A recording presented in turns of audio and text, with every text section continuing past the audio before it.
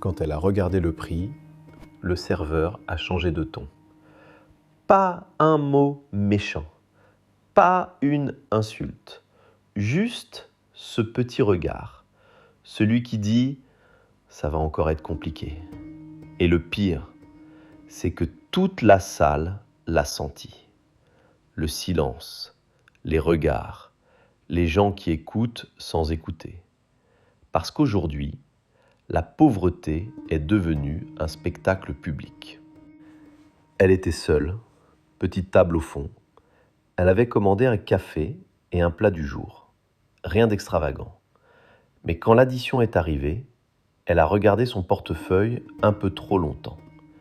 Et ça, les gens le remarquent immédiatement. Le serveur aussi.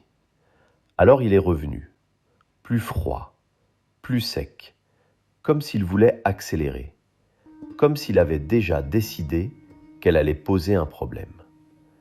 Elle a commencé à compter des pièces, lentement, discrètement. Mais discrètement, ça n'existe plus vraiment aujourd'hui. Parce que dans les lieux publics, les gens adorent observer la honte des autres. Une femme à côté regardait sa montre. Un homme derrière soufflait. Quelqu'un levait déjà les yeux au ciel. Alors qu'il manquait même pas quelques secondes. Mais dans notre société, quand quelqu'un manque d'argent, il doit aussi manquer de temps. Le plus fou, ce n'est même pas qu'elle galère.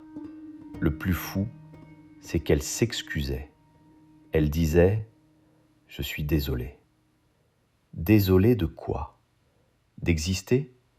D'avoir compté ses pièces? D'être devenue visible pendant 30 secondes? Parce qu'aujourd'hui, la pauvreté doit être silencieuse, rapide, invisible. Tu peux être pauvre, mais surtout, ne dérange personne. Et ce mécanisme est devenu complètement normal.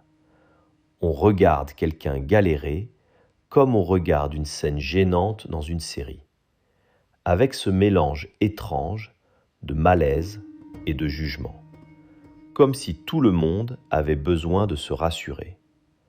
Moi au moins, je ne suis pas à sa place.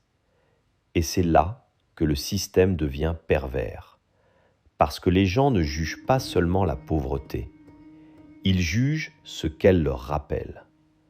La peur, la fragilité, le fait que parfois, il suffit d'un problème, une facture, un retard, une séparation, et soudain, ça peut être toi qui comptes tes pièces. Mais ce qui est fascinant, c'est qu'on humilie quelqu'un pour 3 € pendant qu'on applaudit des gens qui détournent des millions. On traite une femme comme une fraudeuse parce qu'elle hésite devant une addition. Mais les vrais voleurs, eux, passent à la télévision avec des costumes, des conférences, des podcasts motivation et des commentaires LinkedIn qui parlent d'humilité. C'est ça le monde moderne. La honte n'est pas réservée à ceux qui font du mal. Elle est réservée à ceux qui galèrent devant témoins. Et plus la galère est petite, plus les gens se sentent autorisés à juger. Le pire dans cette histoire, ce n'est pas qu'il lui manquait un peu d'argent. Le pire, c'est qu'elle avait honte. Comme si être en difficulté était devenu une faute morale. Alors dis-moi en commentaire, tu penses que les gens sont devenus plus durs ou est-ce qu'ils l'ont toujours été? Et abonne-toi à Réparer le Monde. Parce qu'ici, on parle des choses que tout le monde voit, mais que personne ne veut vraiment regarder.